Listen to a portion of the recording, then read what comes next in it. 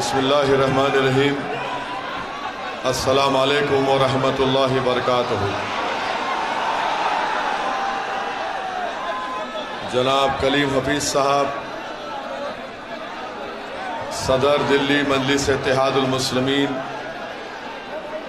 मोहतरम जनाब इम्तियाज जलील साहब, रुकने पार्लिमान वो सदर मजलिस इत्तेहादुल मुस्लिमीन महाराष्ट्र, जनाब आरिफ सैफी साहब, उम्मीदवार मजलिस इत्तेहादुल मुस्लिमीन, मेरी इज़्ज़तदार माँ और बहनों, बुजुर्गों, मेरे गयूर नौजवान साथियों और मेरे तमाम मजलिस के रुफ़क़ा, मैं आपका शुक्रिया अदा करता हूँ कि आप इतनी बड़ी तादाद में यहाँ पर भी और यहाँ पर भी आप आज इस जलसे में शिरकत किए हैं और इतनी बड़ी तादाद में आप तमाम का यहाँ जमा होना इस बात का पैगाम देता है कि इंशाअल्लाह ताला आप तमाम ने ये फैसला कर लिया है कि इस म्युनिसिपल वार्ड से इंशाअल्लाह यहाँ से आप मजलिस इत्तेहादुल मुस्लिमीन के उम्मीदवार को अपना नया कॉरपोरेटर बनाएंगे इंशाअल्लाह। मेरे अजीज दोस्तों और बुजुर्गों, यहाँ पर 5 साल पहले आपने मौजूदा दिल्ली के मुख्यमंत्री, उनके पार्टी के एक उम्मीदवार को आपने वोट डालकर कामयाब किया था और आज आप देखते हैं कि इस ओखला के बल्दी हलके में यहाँ पर बेशुमार मसाइल हैं। आप मुझसे बेहतर जानते हैं कि दिल्ली का मुख्यमंत्री सारी दुनिया में ये ढंढोरा पीटता है कि हम दिल्ली में सबको पानी फ्री में दे रहे हैं, मगर इस वार्ड में पूरे ओखला में कहीं पर भी साफ पीने का पानी दस्तयाब नहीं होता है। जो ज़ेरे ज़मीन पानी है वो पीने के लिए ठीक नहीं है, वो पानी में नमक है।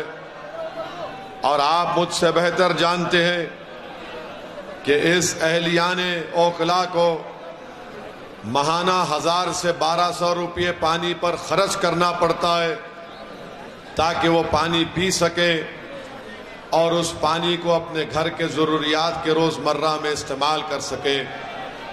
अब आप खुद ये फैसला करिए कि जो हुकूमत जिसका मुख्यमंत्री है और उस पार्टी का म्युनिसिपल कॉरपोरेटर है, उसने ओखला की आवाम को साफ पीने का पानी का इंतजाम नहीं किया, क्या वो आपके वोट का मुस्तहिक रहेगा?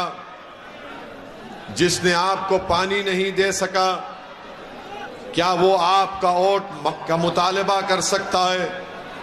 मेरी नज़र में पानी एक बुनियादी चीज़ होती है और हर एक को पानी मिलना चाहिए, मगर यहाँ पर ओखला में दिल्ली के मुख्यमंत्री और उनकी पार्टी ने ओखला की आवाम को पीने का पानी तक मुहैया नहीं किया।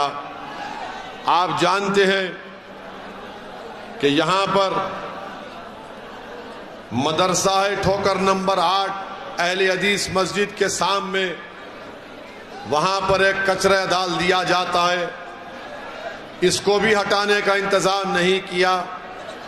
बल्कि आप ये भी जानते मेरे अजीज दोस्तों और बुजुर्गों कि अबुल फजल एरिया में वहाँ पर भी एक डंपिंग यार्ड बना दिया गया और रोड पर कचरा डाल दिया जाता है, जिसकी बदबू से तमाम आवाम परेशान रहती है। एक और गार्बेज डंप यार्ड बना दिया गया अल शिफा हॉस्पिटल अबुल फजल एरिया में, यहाँ पर भी खुली मोहरियाँ हैं। अब आप अंदाजा लगाइए कि क्या क्या तकालीफ का सामना आपको नहीं करना पड़ता। 2007 में ओखला में एक गवर्नमेंट हॉस्पिटल बनाने का ऐलान हुआ और 2007 के बाद ऐसे 4 अस्पताल गैर मुस्लिम इलाकों में बन गए, मगर ओखला में सरकारी अस्पताल अब तक नहीं बना। और सरकार केजरीवाल की है और कॉरपोरेटर उन्हीं की पार्टी का है। शाहीन बाग में खुली ड्रेन है, रोड नहीं है बल्कि रोड पर खड्डे ज्यादा हैं। आप बताइए कि फिर 4 दिसंबर के दिन आप कैसे यहां पर उनको वोट दे सकते हैं। ओखला में अगर कोई अपने घर की तामीर करता है तो उसको रुश्वत देना पड़ता है, रुश्वत वर्दी वाले को भी देना पड़ता और एमसीडी के लोगों को भी और कॉरपोरेटर के लोगों को भी। तो कोई घर की तामीर नहीं कर सकता बगैर रिश्वत दिए। और आप इस बात को जानते हैं कि एक बाज़ाब्ता एक रिसर्च हुई, स्टडी हुआ। उस स्टडी का नाम यह था कि early educational marginalisation for Muslim children in India, N analysis of nursery school admission in private schools of Delhi. Muslim children who applied to private unaided schools in Delhi at nursery level, only less than 3% of children got admission. माने ये study हुई है जिसमें साबित कर दिया गया कि जो लोग ओखला से अपनी बच्चियों को और बेटियों को और बेटों को नर्सरी लेवल पर स्कूल में एडमिशन दिलाना चाहते हैं प्राइवेट स्कूल में, तो सिर्फ 3% मुसलमानों को एडमिशन मिलता है। मेरे अजीज दोस्तों और बुजुर्गों, मेरी आपसे अदबन गुजारिश है कि मजलिस को बाजू रखिए, मगर आपको एक ऐसे आदमी को, ऐसे उम्मीदवार को कामयाब करना है जो ये ठोकरा 8 से मदरसा और अहले हदीस मस्जिद के सामने से जो कचरे का गार्बेज का डंप है उसको हटा सके, अल-शिफा हॉस्पिटल के सामने जो गार्बेज का डंप है उसको हटा सके, खुली मोहरियों का काम करवा सके, साफ पीने का पानी आपको मुहैया करा सके, अस्पताल को तामीर करवा सके। सिर्फ मोहल्ला क्लिनिक से काम नहीं होता है, अस्पताल की एक अहमियत है, इसकी एक स्पेशलिटी होती है। ये मुद्दे आपके हैं, ये आवाम के हैं। इस पर आपको अगर एक मुस्बित फैसला आप लेंगे तो मुझे यकीन है कि इंशाअल्लाह ताला आप 4 तारीख के दिन पतंग के निशान पर मजलिस इत्तेहादुल मुस्लिमीन के हक में अपना वोट का इस्तेमाल करेंगे। दूसरी बात कि यहां पर आपने असेंबली में और इस वार्ड में आपने छोटे रिचार्ज की पार्टी को कामयाब किया। और आप जानते हैं कि दिल्ली के मुख्यमंत्री कितना झूठ बोलते हैं सेकुलरिज्म के बारे में। मेरे ख्याल से अगर लंबा फेंकने का अगर कंपटीशन होगा कि कौन सबसे ज्यादा फेंकता है, मोदी फेंकता है या केजरीवाल फेंकता है, तो मुझे लगता है कि दोनों बराबरी पर आ जाएंगे झूठ बोलने और फेंकने में। यही दिल्ली का मुख्यमंत्री था जब यहां पर फसाद हुआ, तो फसाद जब हो रहा था एक स्टेटमेंट दिखा दो दिल्ली के चीफ मिनिस्टर का जो फसाद को कंट्रोल करने के लिए, कम्युनल राइट को रोकने के लिए था। ये वाहिद चीफ मिनिस्टर है जब हिंदू और मुसलमानों में नफरत की आग लग गई तो ये बजाय उस आग को बुझाने के ये बुज़दिलों की तरह अपनी पीठ दिखाकर जाकर महात्मा गांधी के समाधि के पास बैठ गया अपने मंत्रियों को लेकर। अरे अगर गांधी का तू भक्त था तो तू आता इस इलाके में, तो सब समाज के पास जाकर तुम कहते कि भाइयों शांति को बरकरार रखो, ये नफरत ठीक नहीं है। मगर ये मुख्यमंत्री बुज़दिल था, भाग गया। यही मुख्यमंत्री था जब शाहीन बाग का आपने तारीखी एहतजाज किया, जिसमें आपके एहतजाज से सारे मुल्क के लोगों को एक नई क़ुव्वत मिली, एक नई तवानाई मिली। यही मुख्यमंत्री का बयान आपने सुना होगा कि केजरीवाल चीफ मिनिस्टर ने कहा था, अगर मेरे अख्तियार में होता तो मैं शाहीन बाग को आधे घंटे में खत्म कर देता। केजरीवाल, अगर तुझ में हिम्मत नाम की चीज नहीं है तो बुज़दिल है। अगर हिम्मत है तो आजा, चुनाव से पहले ओखला में बता तूने ओखला के लिए क्या किया। शाहीन बाग को आता तो हमारी वो बुजुर्ग माए तुझे हाथों हाथ दे लेती, तो इसलिए नहीं आया यहां पर। आओ मुख्यमंत्री केजरीवाल, आओ ओखला को आओ, आकर रिपोर्ट दो तुम्हारी कि तुमने ओखला में क्या किया। चुनाव से पहले आकर दिखाओ कि तुम्हारा कॉरपोरेटर, जिसको तुमने कॉरपोरेटर बनाया, उसने ओखला की आवाम को कैसे धोखा दिया। जब उसका नेता धोखा देता है तो उसका छोटा भी धोखा देगा। तो ये दोनों मिलकर धोखा दिए हैं। मेरी इज्जतदार मां और बहनों, आप जानते हैं कि जब कोविड की पहली वेव चल रही थी तो उस वक्त ये पहला शख्स था पूरे भारत में जिसने अपनी नफरत की वजह से, अपने जहनी छोटेपन की वजह से, ये पहला शख्स था जिसने कोविड फैलने की जिम्मेदारी मुसलमानों पर डाल दी। सारी दुनिया में कोविड फैला, चाइना से शुरू हुआ, पूरे दुनिया के मुल्कों में फैला, मगर ये वाहिद केजरीवाल था जिसने कोविड फैलने की जिम्मेदारी सुपर स्प्रेडर मुसलमानों पर डाल दी और कहा कि तबलीगी जमात जिम्मेदार है।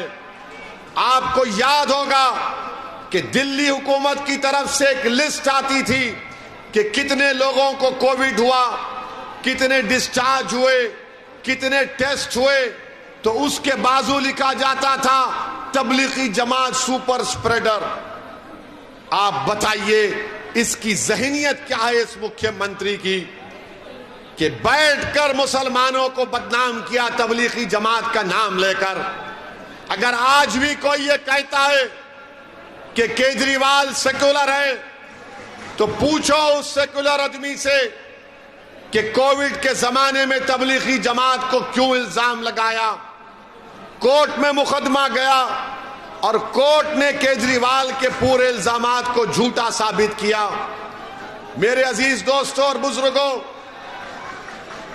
भाई साहब रुक जाइए, शटर का रुक जाइए, थोड़ी देर रुक जाइए।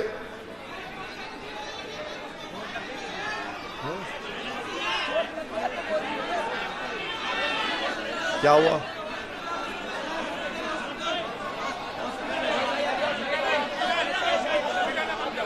अच्छा हॉस्पिटल है, उठाइए शटर, फिर हम रुकते हैं। हम केजरीवाल की तरह नहीं है।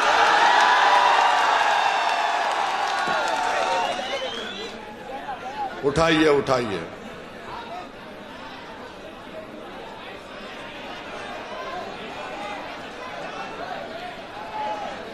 बोले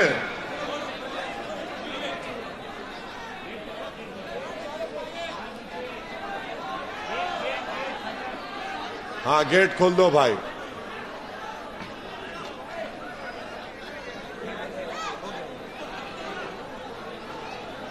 ओके, यू आर हैप्पी?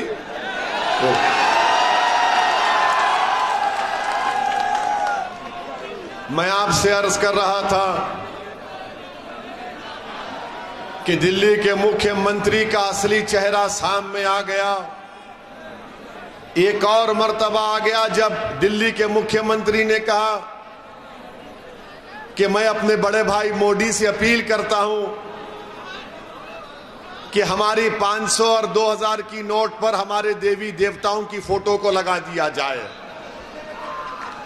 अब आप बताइए, छोटे भाई बड़े भाई को बोल रहे हैं और बड़े भाई देख रहे हैं कि पूरे मेरे नक्शे कदम पर चल रहा है। यानी भारत का कोई मजहब नहीं है, ये हमारा जो वतन है इसका कोई मजहब नहीं है। अगर कोई खुदा को नहीं भी मानता तो भी भारत उसका है। ये भारत की खूबसूरती और ताकत है। मगर दिल्ली के मुख्यमंत्री को यह बताना है कि मैं बड़े भाई से ज्यादा हिंदुत्व आइडियोलॉजी का मानने वाला हूं। ऐसा लगता है कि किसी जमाने में दोनों बिछड़ गए थे किसी मेले में, एक दिल्ली को आ गया, एक गुजरात में रह गए थे। माने ये कोशिश कर रहे हैं कि हिंदुत्व की आइडियोलॉजी को सबसे ज्यादा कौन मानता है। ये जो आपका दिल्ली का मुख्यमंत्री है, ये 2013 का मोदी है। याद रखो आप मेरी इस बात को। अगर कोई ये कह रहा है कि नहीं नहीं वो भाजपा से मुकाबला करने के लिए कर रहा है, तो फिर बताओ यूनिफॉर्म सिविल कोड के ऊपर दिल्ली के मुख्यमंत्री की पार्टी का क्या ओपिनियन है, क्या राय है। मैं यूनिफॉर्म सिविल कोड का खिलाफ हूं। इसलिए खिलाफ हूं कि भारत के संविधान में, आईन में आर्टिकल 29 है, 29 है, राइट टू कल्चर एक अनफेटर्ड फंडामेंटल राइट है। और यूनिफॉर्म सिविल कोड की बात भारत के प्रधानमंत्री वजीर आजम मोदी करके ये चाहते ये हैं कि हमसे हमारी तहजीब को छीन लिया जाए। हमारी तहजीब हमारे मदरसे हैं, हमारी तहजीब मसाजिद हैं, हमारी तहजीब हमारा हिजाब, बुर्का और हमारी दाढ़ी है, हमारी तहजीब हमारी किताब है, हमारी तहजीब हर चीज है। जो बीजेपी हमारी तहजीब को खींचना चाहती है यूनिफॉर्म सिविल कोड के नाम पर, तो ये केजरीवाल यूनिफॉर्म सिविल कोड के बारे में एक लफ्ज भी नहीं बोलता है, एक लफ्ज भी नहीं बोलता है। और जो लोग ये कहते नहीं इसमें हिकमत है, अच्छा हिकमत है तो ये बताओ बिल्किस बानो के ऊपर केजरीवाल क्यों नहीं बोलता? बिल्किस बानो के ऊपर केजरीवाल क्यों नहीं बोलता? बिल्किस बानो तो सिर्फ मुसलमानों का मसला नहीं है। और अगर कोई नहीं जानता बिल्किस बानो कौन है, तो बिल्किस बानो को 2002 में 6 महीने की प्रेग्नेंट थी, 3 साल की बेटी थी, साथ में अपने खानदान के 7 या 8 लोग थे। बिल्किस बानो को प्रेग्नेंट होते हुए जालिमों ने उसका रेप, अस्मत रेजी की, उसके बाद उसकी मां का रेप किया और खानदान वालों का रेप किया, उसके बाद उनका कत्ल किया और एक मां के सामने 3 साल की बेटी का सर लेकर पत्थर पर मारकर उस बेटी का कत्ल कर दिया। वो बिल्किस बानो है जिसका मुकदमा मुंबई में चला।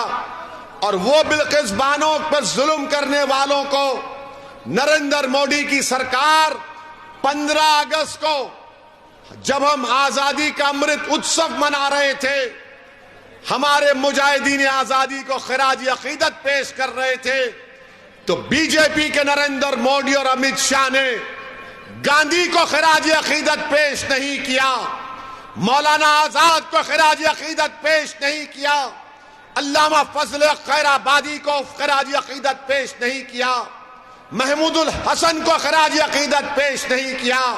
मोदी और अमित शाह ने बिल्किस बानो के रेपिस्ट को, उसके बेटी के कातिलों के खिराज अकीदत पेश किया और उनको जेल से रिहा करवाया। मैं आज भी पूछ रहा हूं, बताओ केजरीवाल, बिल्किस बानो के बारे में तुम्हारी क्या राय है? बोलो बिल्किस बानो के बारे में तुम्हारी राय क्या है? दिल्ली के डिप्टी चीफ मिनिस्टर से पूछा गया, तो उन्हें पूछा गया बिल्किस बानो के ऊपर, तो कहा हम स्कूल बनाते हैं। पूछा गया बिल्किस बानो का रेप हुआ, तो उसने कहा हम टीचर देते हैं। अगर बिल्किस बानो की बेटी जिंदा होती तो शायद वो जामे मिलिया यूनिवर्सिटी में अभी पढ़ती रहती होगी। इंसाफ जब तक मजलूमों से नहीं होगा, दुनिया में अमन कायम नहीं हो सकता। इंसाफ सबसे होना चाहिए, किसी मजहब का हो, किसी जात का हो। ये आपका दिल्ली के मुख्यमंत्री का चेहरा है कि नोट पर ये फोटो लगा दो, गांधी की भी फोटो रखो और ये फोटो भी रखो। अरे तू गांधी के पैगाम को नहीं समझा। यूनिफॉर्म सिविल कोड पर 0, बिल्किस बानो पर खामोशी, मगर बार बार ये बोलते हैं कि नहीं नहीं, इनके जो चमचे हैं जो ओखला में फिरते हैं, ये जो केजरीवाल छोटा रिचार्ज के चमचे हैं, वो बोलते हैं कि नहीं नहीं ऐसा नहीं है, भाजपा को हराना है। मेरे भाई, अंधेरे का अंधेरे से मुकाबला नहीं होता, जुल्म का जुल्म से मुकाबला नहीं होता। अंधेरे का मुकाबला रोशनी से होता है, जहालत का मुकाबला इल्म से होता है। अगर कोई चापलूसी करता है और ये कहता है कि नहीं नहीं मैं केजरीवाल का भक्त हूं, तो तुम केजरीवाल के भी भक्त हो और मोदी के भी भक्त हो तुम लोग, क्योंकि दोनों में कोई फर्क नहीं है, दोनों में कोई फर्क नहीं है।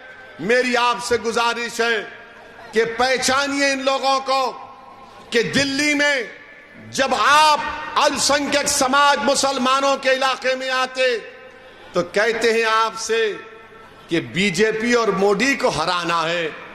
जब किसी और दूसरे इलाके में जाते तो कहते हैं कि मैंने यहां पर स्कूल बनाया, हॉस्पिटल बनाया, पार्क बनाया, रोड बनाई, आपको फ्री पानी दिया।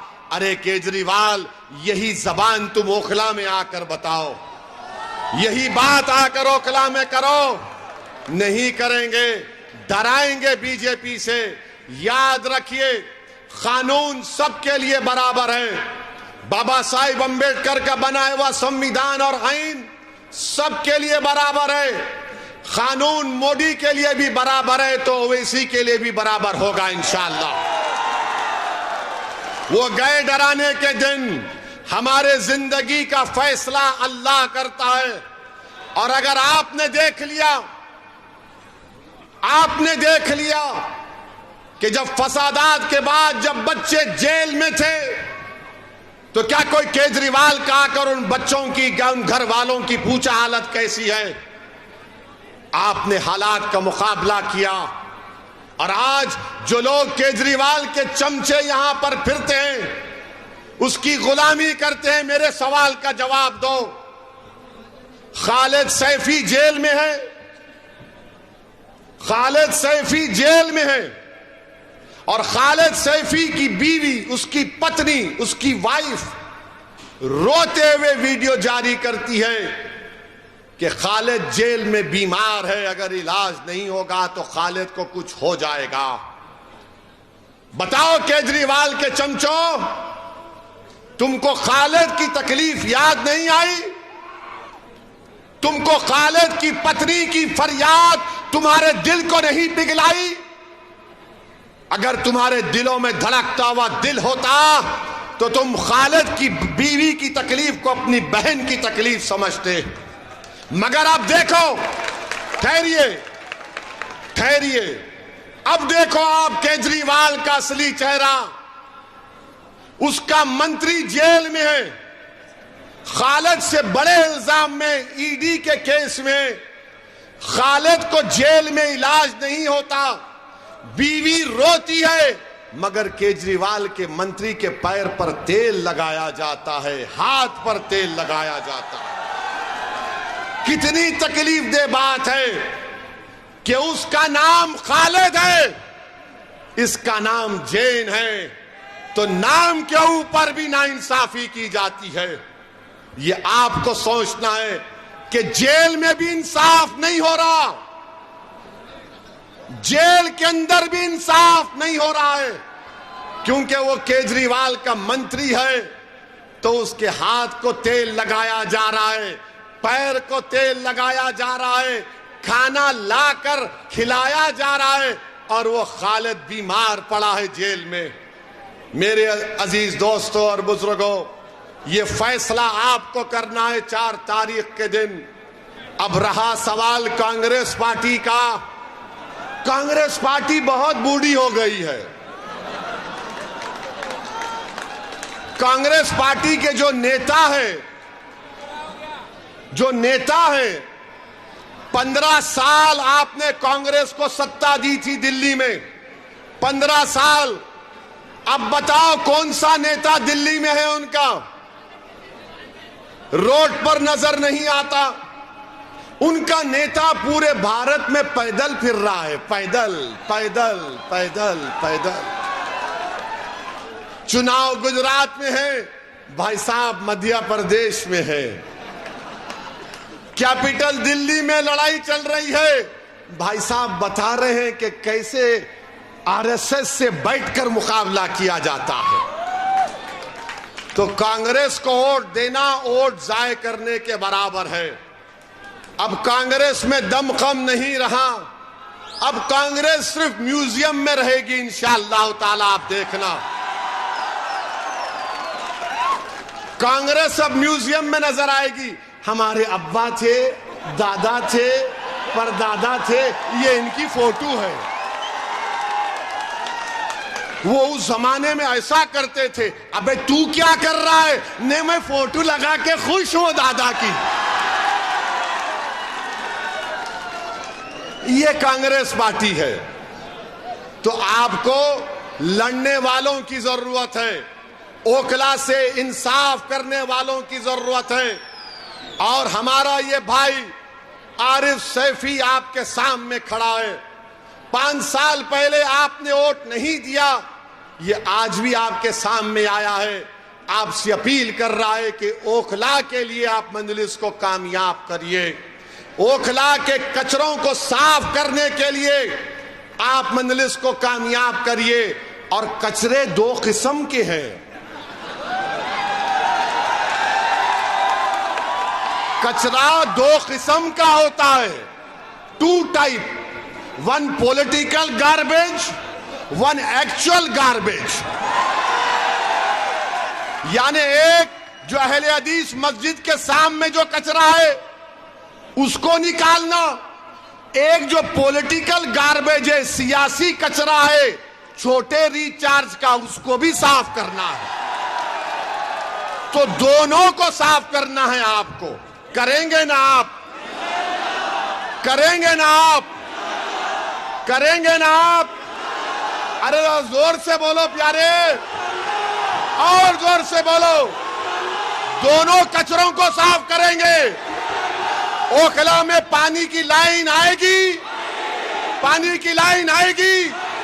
अस्पताल बनेगा, अस्पताल बनेगा इंशाअल्लाह ताला। तो आपने फैसला कर लिया कि 4 दिसंबर को ओखला की आसमानों पर क्या नजर आएगा, क्या नजर आएगा। और हम क्या करेंगे? डोरी लेके पतंग। तो 4 दिसंबर के दिन मजलिस को कामयाब करिए।